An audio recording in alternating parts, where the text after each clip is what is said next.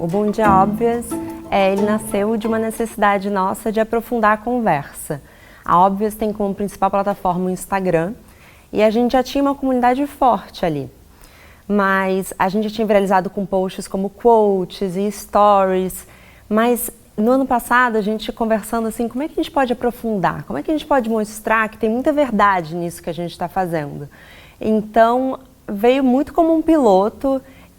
A maior discussão era se eu deveria ser apresentadora ou não, eu morria de vergonha, acabei sendo.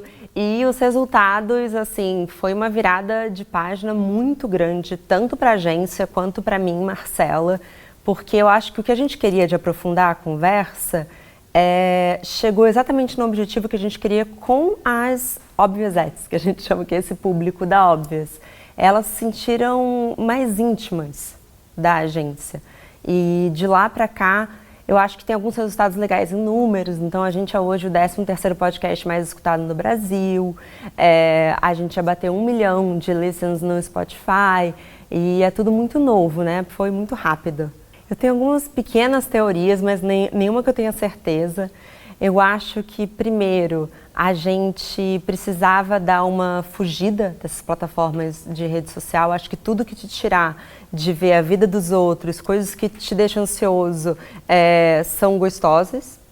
Eu também conecto com uma incapacidade nossa de fazer só uma coisa.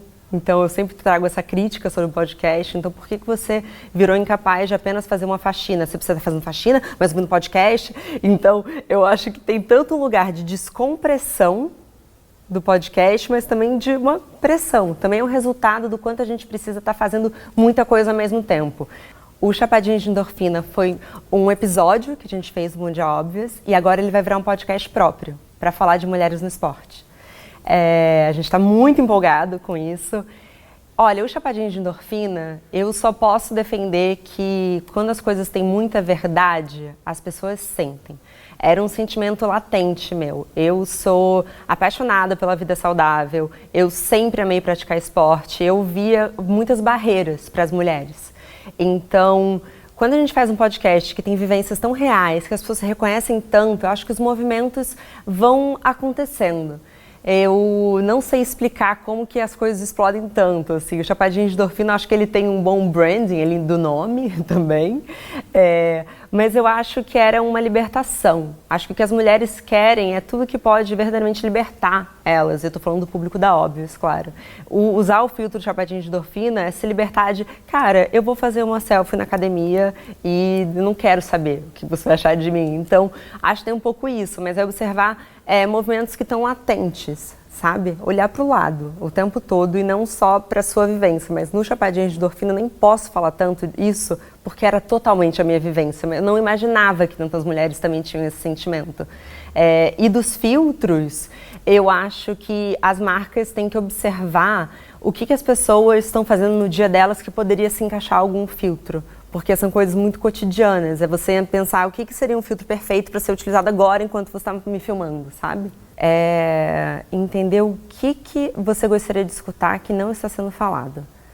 Não tenta fazer o novo milkshake chamado Wanda, não tenta fazer o outro Maria vai com as outras, esses produtos já existem. Pensa assim, o que não existe? Existem muitas oportunidades de mercado, mas muitas.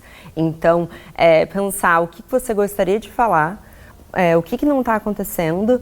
E uma dica que eu daria, assim, se você tiver a oportunidade de chamar parceiros para deixar o mais profissional possível, eu acho que é bem importante, porque a gente ganhou grandes players esse ano, né? Como a Globo, a Folha de São Paulo. Então, assim, o Bom Dia Óbvias está ali concorrendo com programas que são produzidos com as maiores produtoras de conteúdo do país. Então, querendo ou não, a gente já passou do início do podcast. E aí você tem gênios como Laurinha Lero fazendo o melhor podcast do Brasil. Então, acho que seriam essas as minhas dicas, mas eu acho que é tão novo, eu ainda não tenho essa fórmula. Cada um pode dividir o que deu certo para você, não acho que tem uma fórmula ainda.